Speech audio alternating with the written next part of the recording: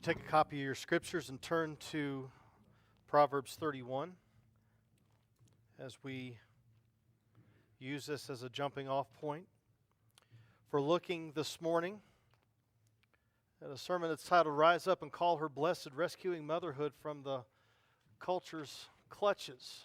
You'll see more about what this is referring to in just a moment.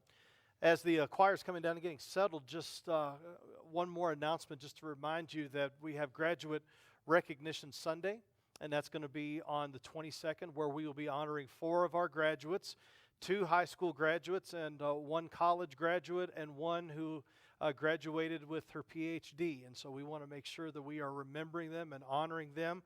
That's a lot of hard work. And so the fact that they have reached this milestone, it's something that we as a church family most certainly need to celebrate. So let's stand together as we read Proverbs chapter 31, verses 25 to 31. And lest we forget, this is the word of the Lord. Strength and dignity are her clothing, and she laughs at the time to come. She opens her mouth with wisdom, and the teaching of kindness is on her tongue. She looks well to the ways of her household and does not eat the bread of idleness. Her children rise up and call her blessed, her husband also, and he praises her. Many women have done excellently, but you surpass them all. Charm is deceitful and beauty is in vain, but a woman who fears the Lord is to be praised. Give her of the fruit of her hands, and let her works praise her in the gates. This is the word of the Lord. You may be seated. So the origins of Mother's Day, some of you may already know this, but the origins of Mother's Day actually started in Philadelphia with a young woman by the name of Anna Jarvis who wanted to have a day to honor mothers because she wanted to honor her mother. She loved her mother dearly, and a few years later, President Woodrow Wilson made that a national holiday. What is interesting is that a mere 20, 25, almost 30 years later after all of this came to be, and not long before she died, she was actually lobbying to get rid of Mother's Day because it had gotten so commercial. Have you been to the stores? And if you see the aisles upon aisles upon aisles of flowers and cards, all different types of cards, nostalgic cards, sad cards, funny cards, touching cards, all of these different ways, and it's just unbelievable how commercialized this has gotten. So with all of that, please don't forget the main point of this holiday and the main point of why we observe this, if you're able to do so.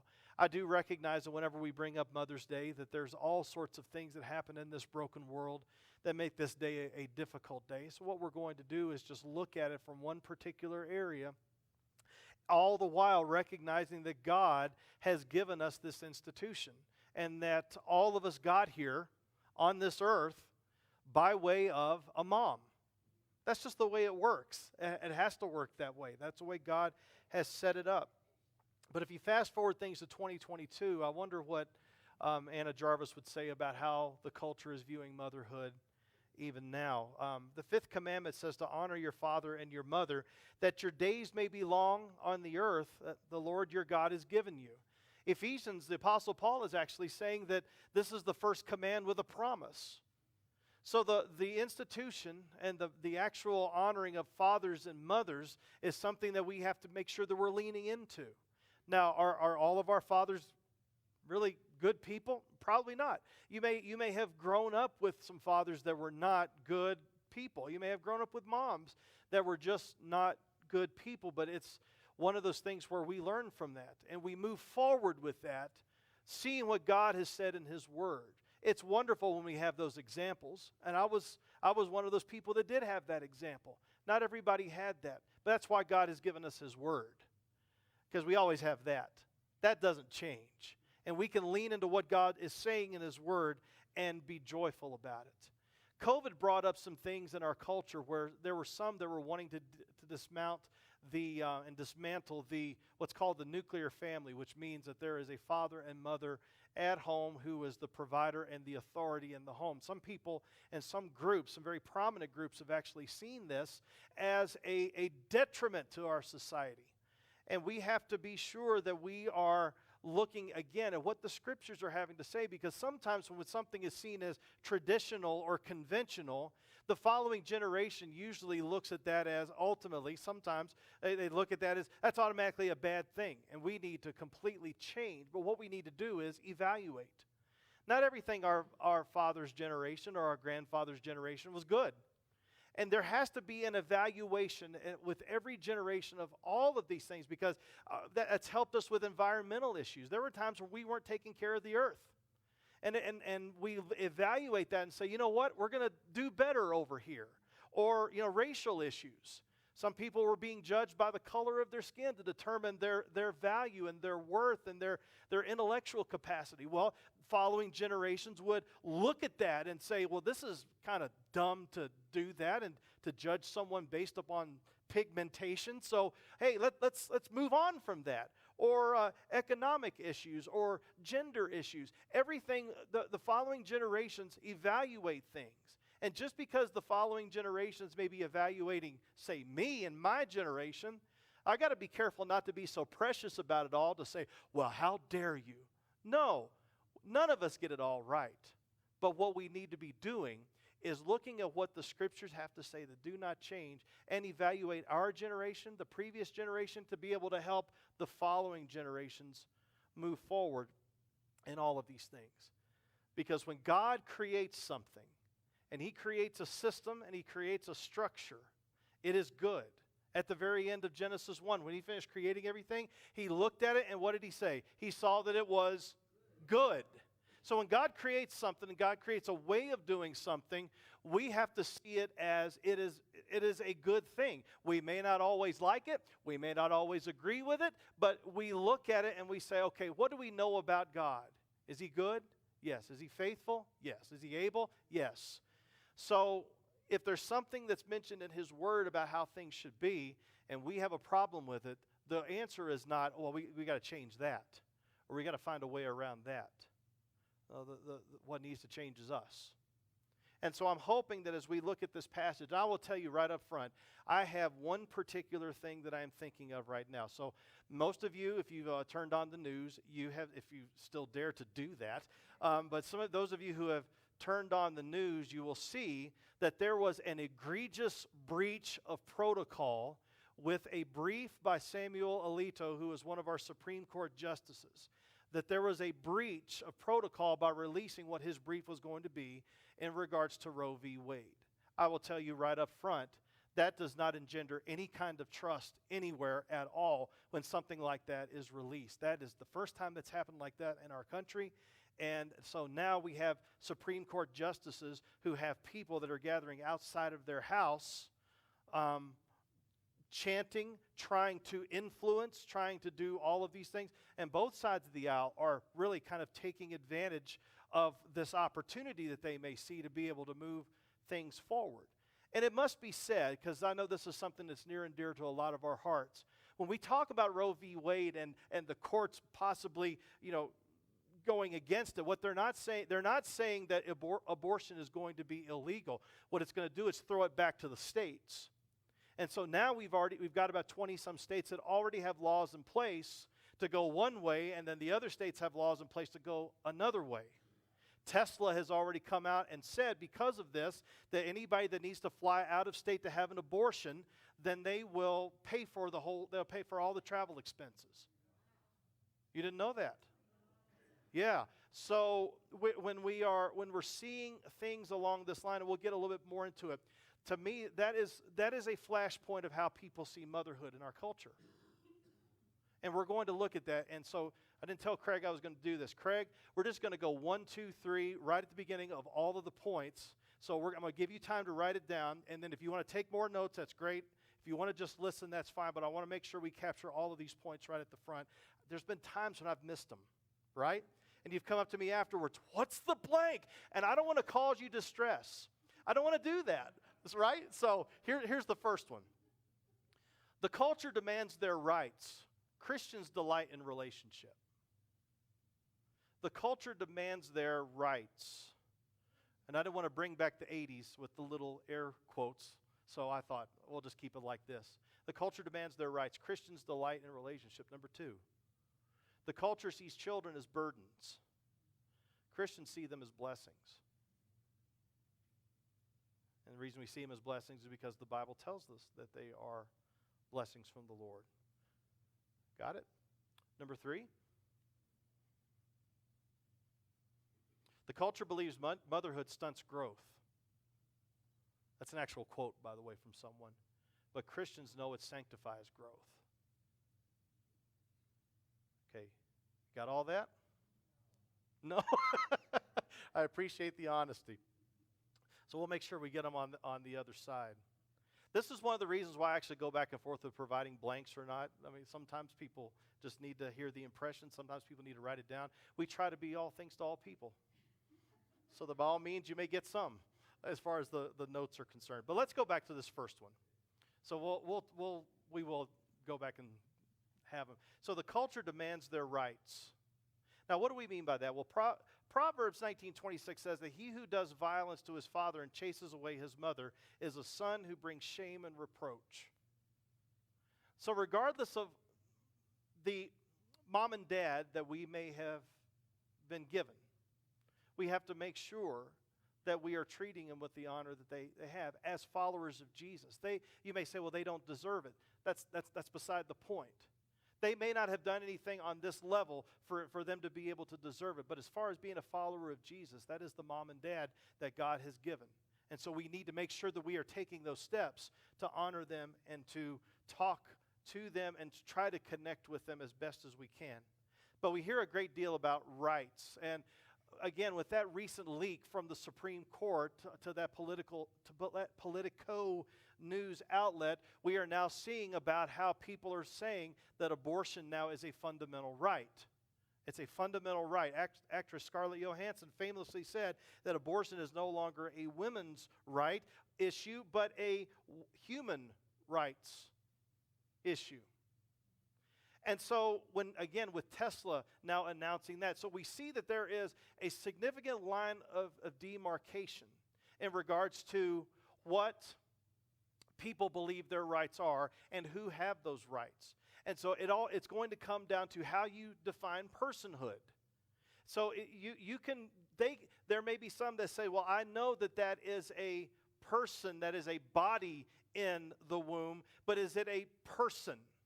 And when does someone become a person? And the things that I've said over and over was, some people have said, well, it's, when they have certain things going on in the womb that they're able to do, where they're able to feel and suck thumbs and such, or when they take that first breath of air, or when they learn algebra, right? Someone actually said, when you can actually be able to learn algebra. Some of you in this room might not be persons at all. I don't know if I am under that definition. Because, I didn't do well in that. But you see what happens is that everybody has their line of demarcation as far as what viability is. And usually what it is I'm viable, you're not. They never say of themselves, I'm not viable. And you can see where this can go. But when it comes to moms, it's this idea of, is this person really a person that is in there? And where we get the language of rights, of course, is from our Declaration of Independence. And if you notice how the Declaration of Independence frames some of this thing, you can see how anybody who's wanting to do anything can latch onto this, because we're endowed with by our Creator, with certain inalienable rights, among which are life, liberty, and the pursuit of happiness.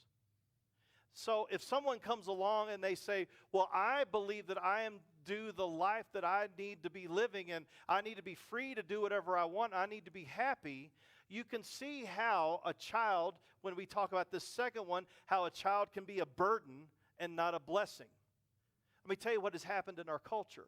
What has happened in our culture, and we talked about this a few weeks ago in Proverbs 5, is where sexual relationships, and I'm sorry if I'm running ahead of some parents in here, but where sexual relationships has been removed from reproduction, childbearing.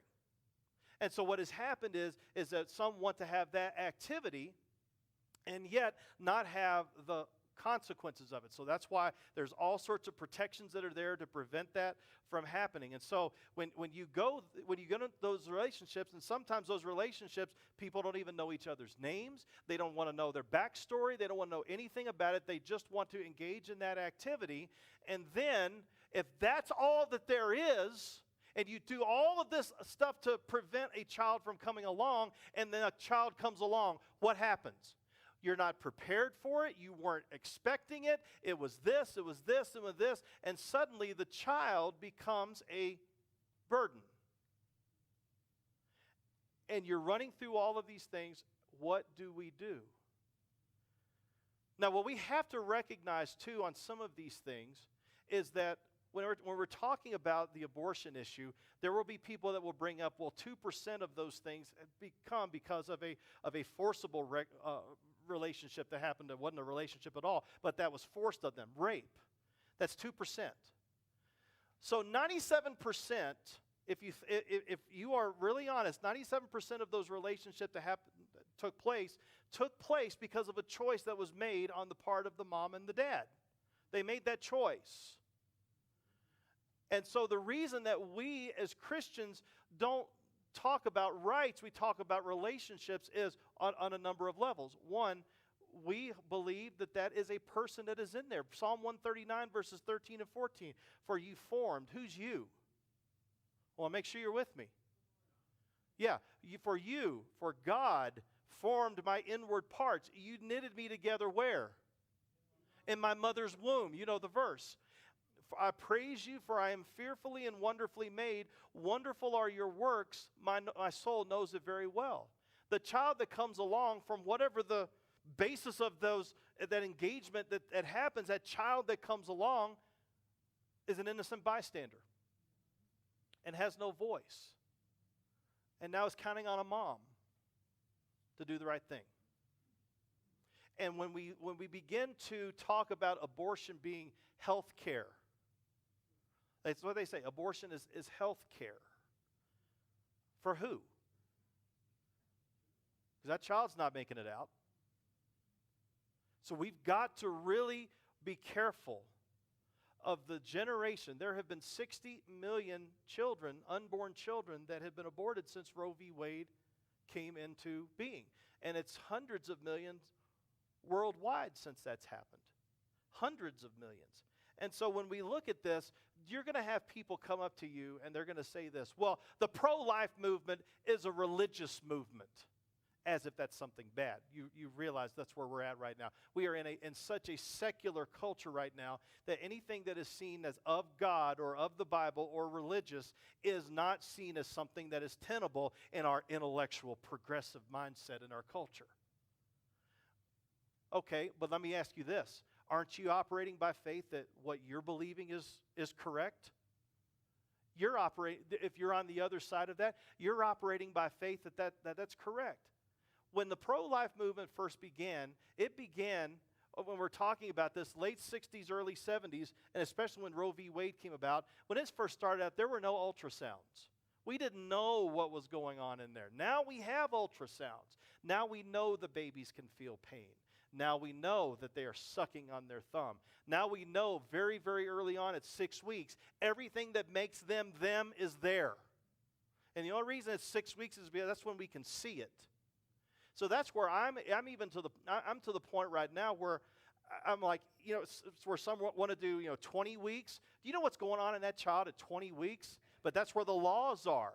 And it's a compromise with the pro-abortion group. Well, we're only going to go to 20 weeks. How's 20 weeks? How's 18? Do I hear 16? Do I hear 14? When it goes all the way back to where you can see it at 6 weeks. I say it's a child. We just don't know what the sex of it is at that point. I got to make sure that I'm being clear on that. So I'm not apologizing that the pro-life movement might be a religious movement. If God has said something in His Word about how He has created things and how He has made things in the womb, fine. But be honest on the other side that when you're talking about abortion rights, you are going by faith that is not a true child in the womb. You can call it a fetus. You can call it an embryo. You can call it all of this. but it is an indictment. We've got to be careful. It is an indictment on what the culture is trying to say about motherhood. And we've got to make sure that we are recognizing the consequences of it all. Because if you begin to see a child as a consequence of something that you did, hoping that child wouldn't come along, that's an indicator as well.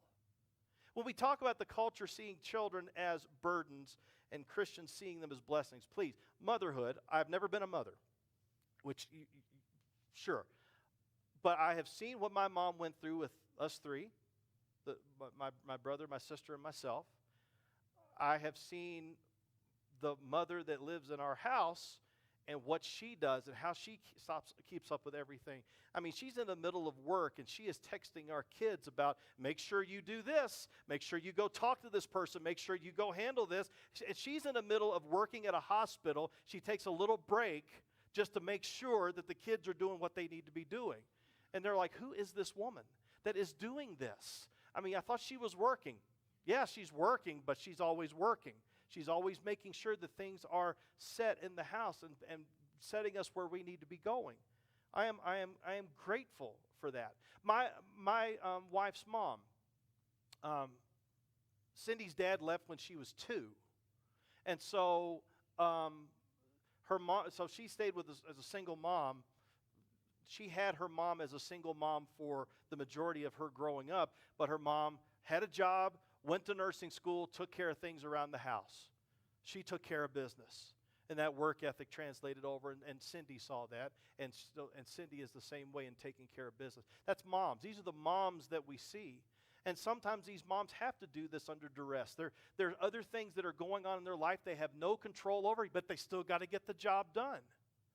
Man, is that something to behold? And no wonder that when we see in the scriptures how elevated, which was very anti-cultural to what the culture was when the Bible was written during all of those times, and that the Bible is lifting up moms in such an unbelievable way. That's why in Proverbs 10:1, a wise son makes a glad father, a foolish son is a sorrow to his mother. My kids have not left the house yet, but I've talked to some of you whose kids have, and I've asked you, I'm like, do you ever quit worrying about them? No. Now, we could put it another way. Do you ever get concerned about them? Because I know we're not supposed to worry. I got it. But do you ever get concerned about them? They're always on your mind? Yes. And I'm now seeing that. Prom was last night. Kids got home around 4 o'clock in the morning. They got home when they were supposed to. Thank the Lord they got home when they were supposed to, right? But I didn't sleep well last night.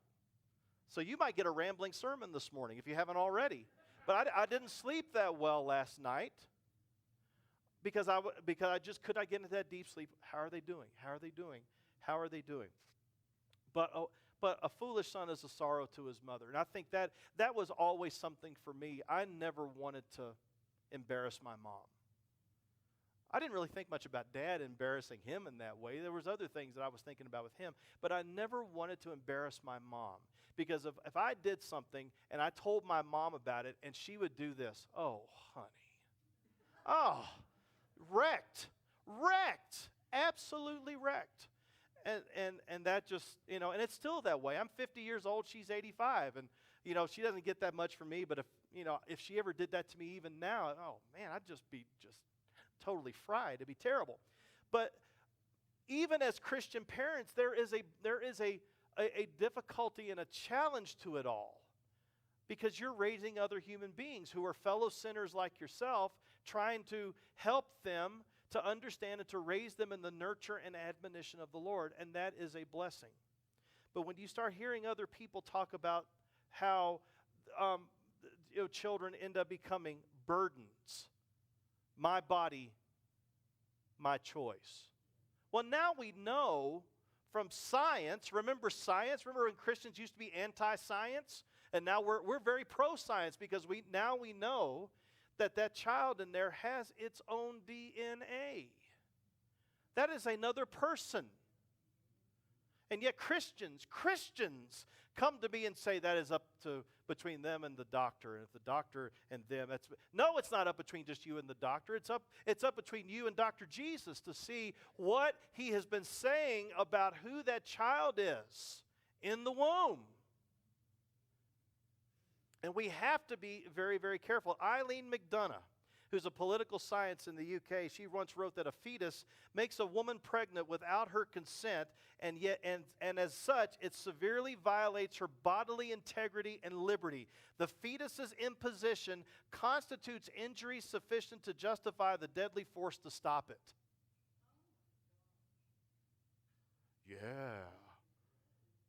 Yeah. You know it's bad when it elicits a reaction like that in church. Because what's he saying? Saying is that the fetus, right, which is Latin for baby, by the way, but the fetus is like a parasite. It's like an invader. Everybody, we're talking about the wrong things. We're spending all our time talking about legislation, and we need to be talking about sanctification. Because how in the world did that child get to be there? That child got to be there because of an activity that happened. 97% of the time was by the choice of the person doing it.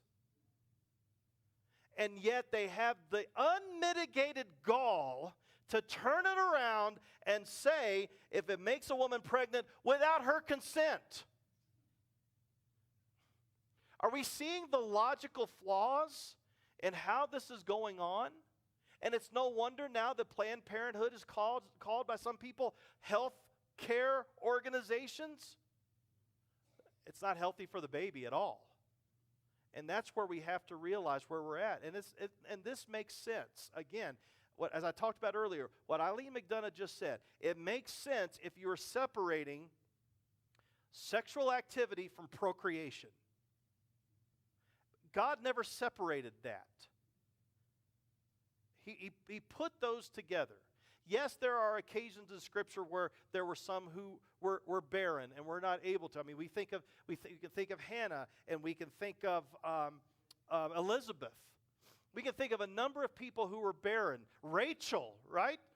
Or she was one. We can think of a number of people in Scripture where there was a barrenness that went on. But the economy of it all the way around is that sexual activity and procreation are together. And we've got to be really careful when we make decisions to separate those things out, because if we do and we're trying to have this, but we don't want this, and then this comes along, oh no, what are we going to do? And then lots of decisions have to be made as a ripple effect because of the one decision that was made at the very beginning. Romans 1:26 and 27 says this. For this reason, for what reason? For the reason, the fact that they began to ignore the Creator and they began to worship the things created. It says, for this reason God gave them up to dishonorable passions. For their women exchanged natural relations for those that are contrary to nature. And the men likewise gave up natural relations with women and were consumed with passion for one another, men committing shameless acts with men and receiving in themselves the due penalty for their error. Now, when I just read that, in some countries, I could have probably been thrown in jail. Especially verse 27. But verse 26 is not just talking about the one thing that's talking about with men. It's also talking about that they have decided to exchange the natural relations, not only that women would have for men, but also the natural relations that women would have for their offspring. And that is a sign of a culture that God has given up on. God has given up on that.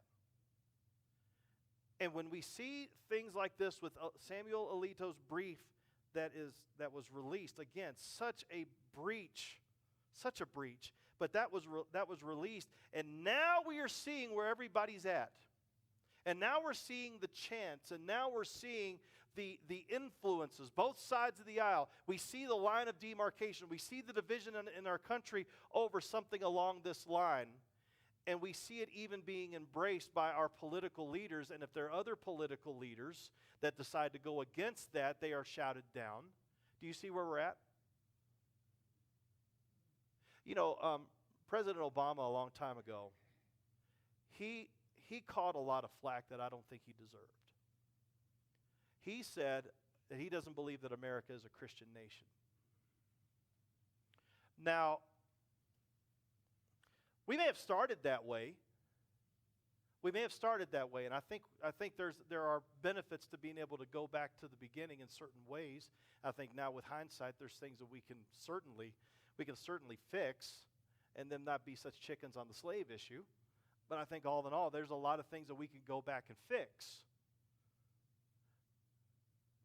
But I think he's right.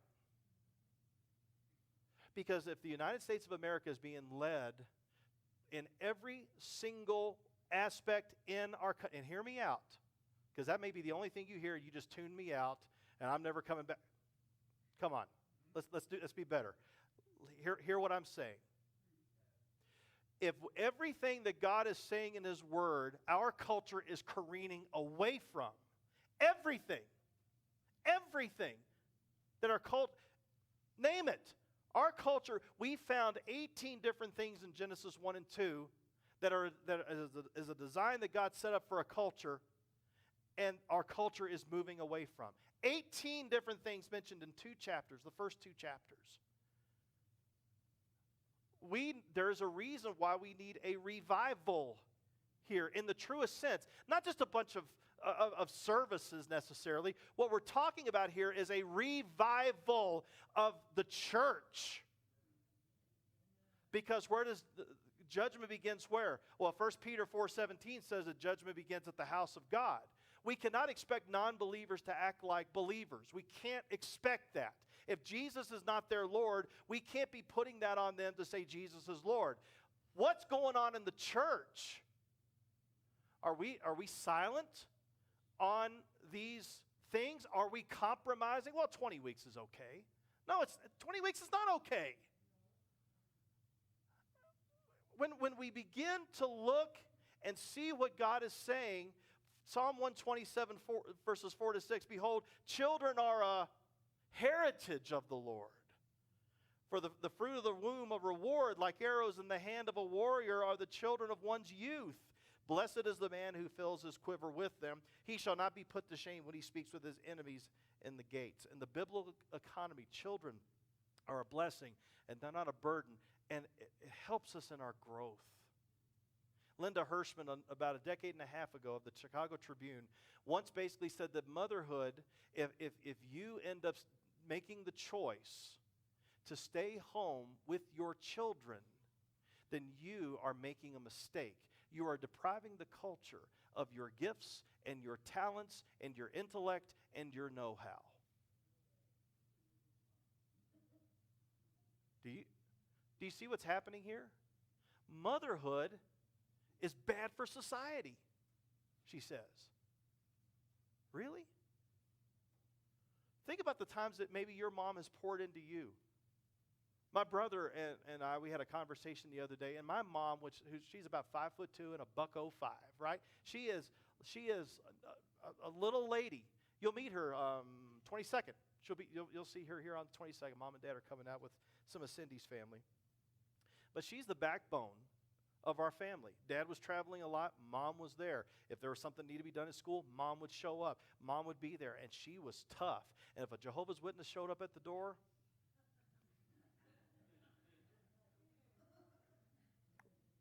those poor people. I mean, they would leave. They would like run off, because she saw them not only as a threat because of how they viewed Jesus, how they viewed salvation.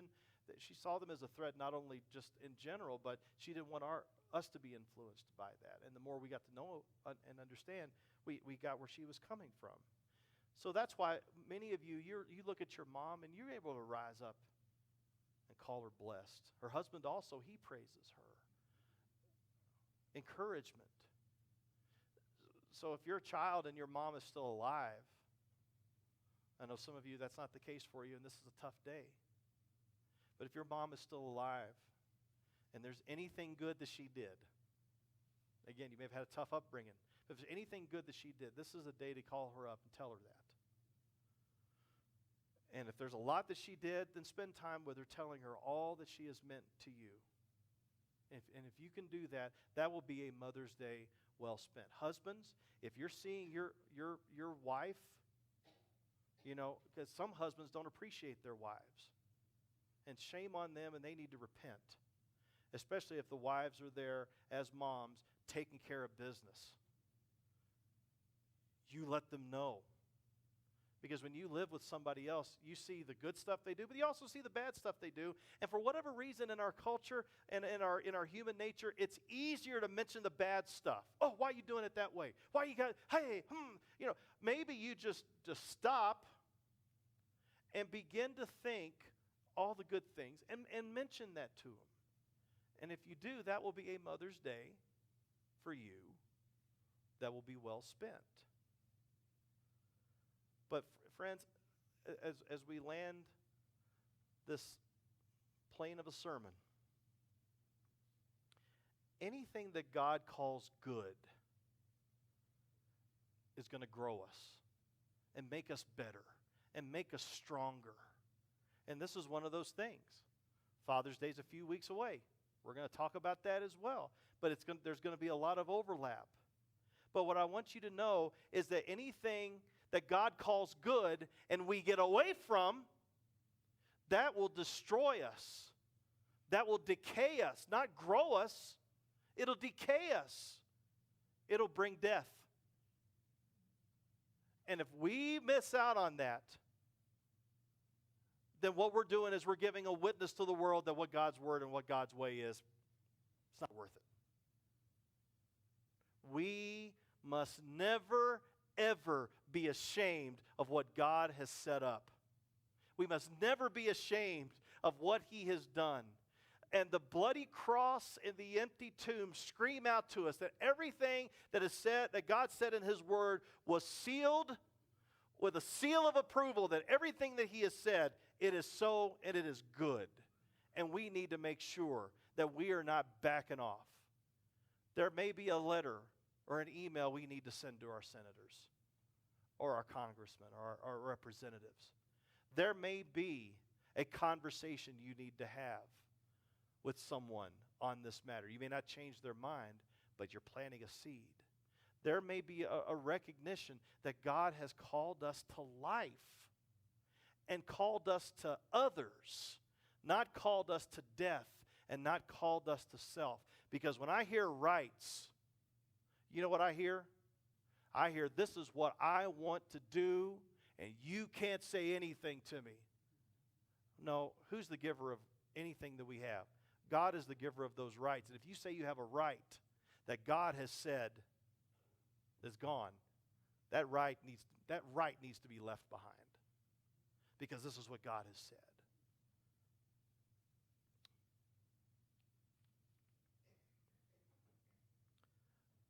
When Cain killed Abel,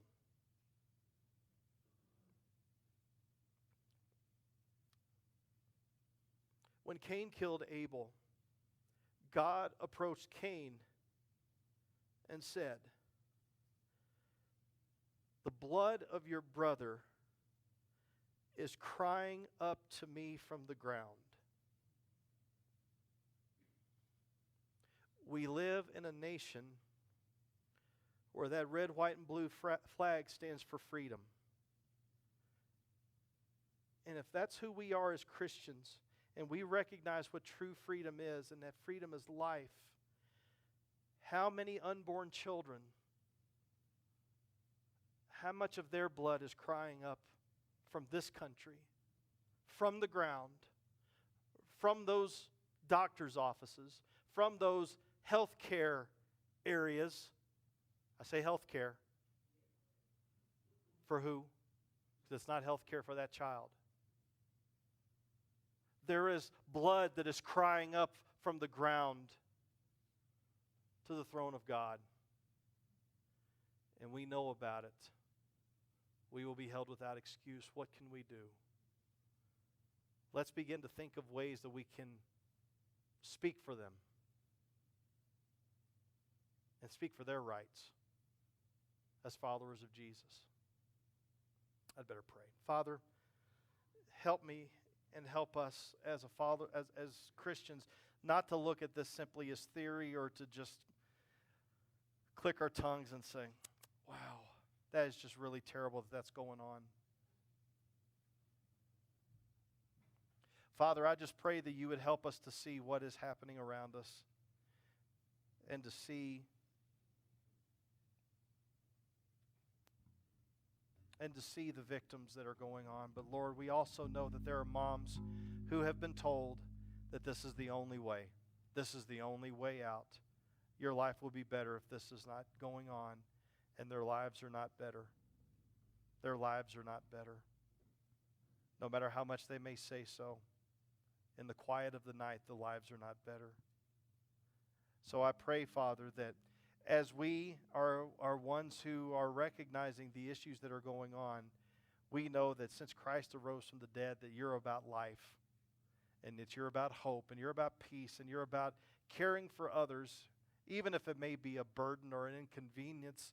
Lord, as far as the world is concerned, Lord, everything that you have given is good. And I pray you would help us, Lord, to recognize what's happening in our country and to do what we can by the power of your Holy Spirit to be able to move things back and to be able to help others who are struggling to be able to see the hope and joy that can only be found in Jesus. We thank you, Lord, and we praise you. In Jesus' name and for his sake.